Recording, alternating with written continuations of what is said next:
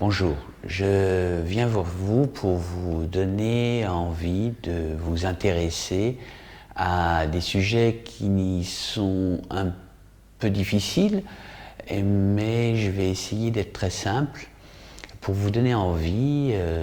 Cette vidéo s'adresse notamment à la communauté artistique. Il y a des questions qui me semblent pertinentes, qui ne sont pas abordées. Et je me suis posé notamment la question de l'espace-temps dans la question de l'espace-temps dans l'art, c'est-à-dire la théorie de la relativité restreinte et ses implications dans l'art. D'abord, l'astrophysicien Barrow explique dans une de ses conférences sur la théorie de la relativité que Isaac Newton était dans l'erreur et parce qu'il préconise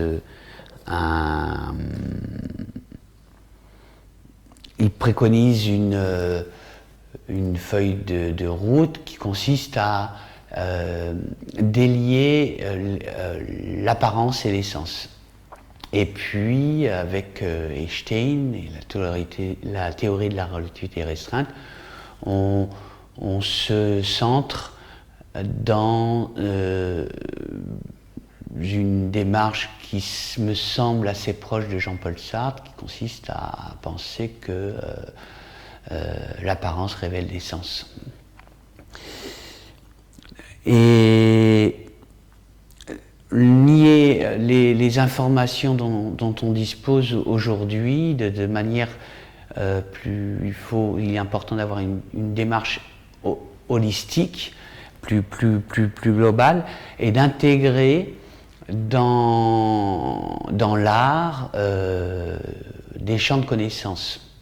On est dans une société où les compétences ont de plus en plus tendance à communiquer, dialoguer, et puis en même temps on est dans une société où chaque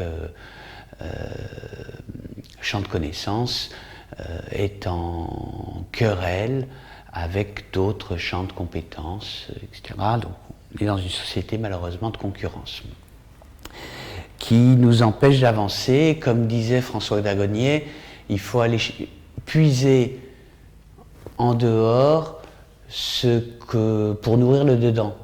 Alors il ne s'agit pas de se noyer dans la science en tant qu'artiste, mais c'est intéressant de se poser la question de l'art à partir de la question de la théorie de la relativité restreinte. Et qu'on sait, donc la théorie de la relativité restreinte, la physique quantique a fait ses preuves, notamment avec la navigation spatiale, le Shinkansen, c'est un train qui se trouve au Japon, ou le GPS et de nombreux éléments dont on dispose aujourd'hui. Sont assez intégrés dans notre société. Et donc le temps n'existe pas.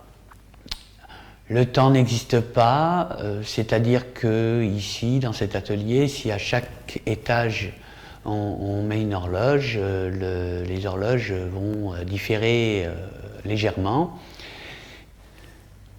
Donc c'est pas une mesure juste, ça veut dire que nous, ça ne nous empêche pas de nous organiser, etc. Mais physique quantique, on garde une idée de durée, mais pas de temps. Et le temps, c'est intéressant parce que il y a des artistes comme Rembrandt, par exemple, qui a fait des œuvres obsessionnel, c'est-à-dire avec ses autoportraits, il a il s'est peint et on le voit vieillir en fonction du moment où il a peint ses tableaux. Il y a des écrivains, par exemple Marcel Proust, à la recherche du temps perdu, qui, pour lui, le temps est extensible, c'est-à-dire qu'il y a un lien entre le passé et le présent, et son affect du passé va interférer dans le présent. Donc ses œuvres assimilent tout à fait cette façon de comprendre. Il implique aussi que des artistes modernes qui font table rase du passé ont pas du tout intégré ces données. Et puis ça veut dire aussi que on peut comprendre qu'un artiste comme Henri Fantin-Latour, qu'on a du mal à